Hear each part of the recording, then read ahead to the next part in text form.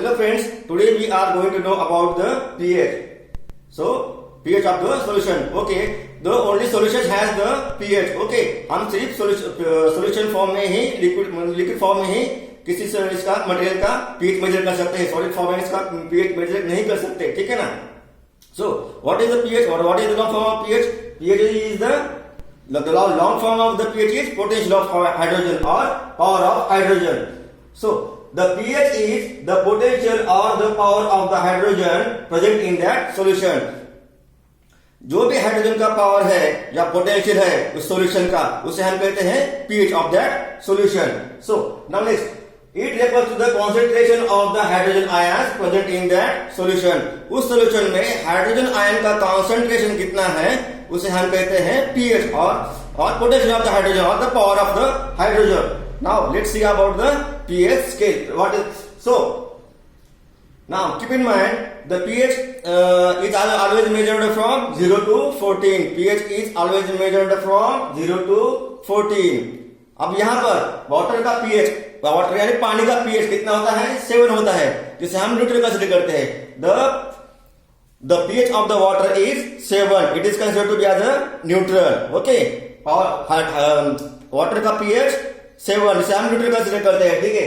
जैसे जैसे pH increase होता जाएगा वैसे वैसे then the hydrogen ion concentration is increased and the potential of hydrogen also get increased. So the solution becomes alkaline or basic. जैसे जैसे वाटर का सॉल्यूशन का pH जब बढ़ता जाएगा तो उसका हाइड्रोजन आयन कॉन्सेंट्रेशन बढ़ता जाएगा. So the solution is to be considered as basic, तो उसे हम बेसिक या अल्कलाइन सॉल्यूशन कहते हैं. And if the pH of that solution is get reduced from 7, से आपने 7 को न्यूट्रल कंसीडर किया है क्योंकि वाटर का पीएच है, पानी का पीएच है 7 के ऊपर 7 पीएच के ऊपर सॉल्यूशन बन गया अल्कलाइन, ओके, या बेसिक. अभी 7 के नीचे जैसे जैसे पीएच कम होता जाएगा, रिड्यूस होता जाएगा, लेसर होता जाएगा, so the hydrogen concentration also going to be reduced. So the potential of that hydrogen in that solution is also get reduced. So that kind of solution is known to be as a acidic solution.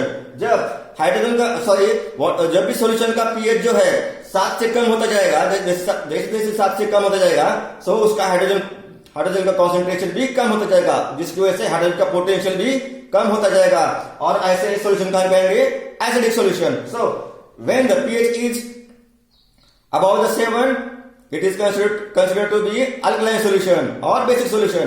And if the pH of that solution is lesser than 7, then it is considered to be a acidic solution. ठीक है.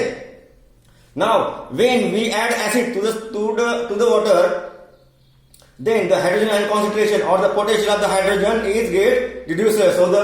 So the pH of that water is get reduced. जब हम पानी में acid add करते हैं तो उसका हाइड्रोजन आयन कॉन्सेंट्रेशन जो है, हाइड्रोजन का पोटेंशियल जो है कम होता जाएगा. So the solution becomes acidic and also vice versa. जैसे हम उस सॉल्यूशन में से एसिड को निकालते जाएंगे, when we remove acid from that solution, then the hydrogen ion concentration or potential of the hydrogen is get increased. So that solution again comes to the neutral form or basic form. Okay. Now our body works within the pH 7 to 7.8. Keep in mind, remember it.